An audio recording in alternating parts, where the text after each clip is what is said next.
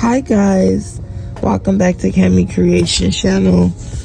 So when it comes to Nicki Minaj, I see a woman who always had to play the game. She's just doing it openly because the odds have always been against her. Some may think. I don't know if I understand her because she's a fire sign like me, but what I do know is fire signs do everything for a reason. However, what Nicki did is politically align herself and become a pro-Trump support character in one of his biggest scandals and one of his biggest support groups in a minute.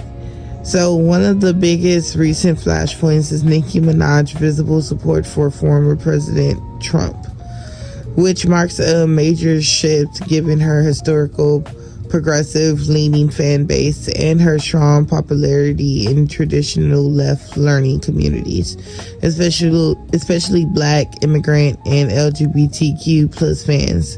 She has publicly supported Trump, has taken initiative at his events, including a Trump Summit and Turning Point USA appearance, and calling herself his #1 fan.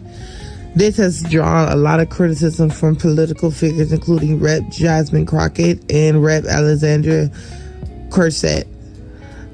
To be honest, it really does suck.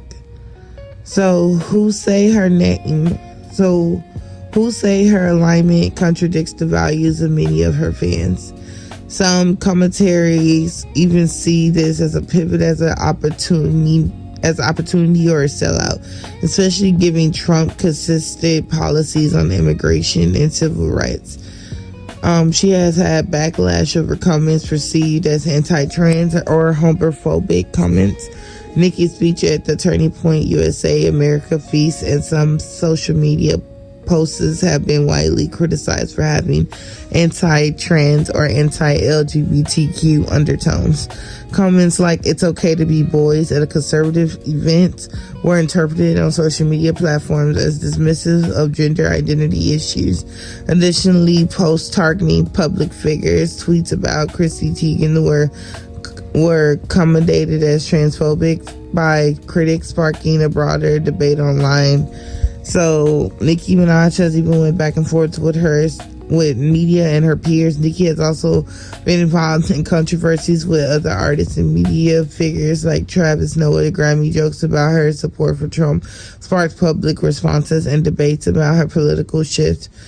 And also, guys, what it sucks about this is that it's unsubstantial and it's a provocative social media post, like aligning misconduct by other music stars, including Jay-Z and Beyonce, further inflamed fan-based reaction to social media dramas. Her political statements have strongly divided her once massive fan base. Some fans have expressed disappointment or started petitions to even get her sent back to her own country because she is Trinidadian and she is from Trinidad. There were mistakes claimed, calculating online about major following loss or Instagram deletions ties to backlash, though those numbers were exaggerated or based on misinformation. So it's really, really crazy. It's really, really unfortunate. But if Nicki knows what she's doing, then she knows what she's doing. People aren't happy about it. So just tell me guys what you think. In the other news, the U.S. Department of Justice released a massive batch of Epestin-related material files, roughly 3 million documents, 2,000 videos, and about 180,000 images under the Epstein Files Transparency Act. The release includes the name of Jay-Z, Pusha T, Harvey Weinstein, but their appearance comes from an FBI tip or intake report submitted to the authorities, not from Epstein personal records, flight logs, or corroborated evidence. In the site intake report or anonymous aligned victim claim, she has been drugged and abused on multiple occasions, naming Pusha T as one of her handlers and saying she woke up in a room with Weinstein and Jay-Z. The report notes her memory was clouded because she believed she was drugged. Verity Vanity makes clear that these motions do not imply formal investigation charges or proving wrongdoing by Pusha T and Jay-Z or Weinstein. They are simply named appearing in an unverified archive of material.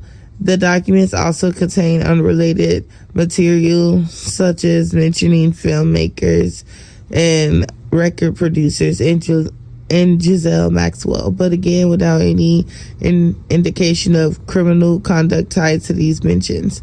In other words, the high-profile names appearing in the newly released Epestin files came from a tip or allegations contained in archive reports, not from verified evidence.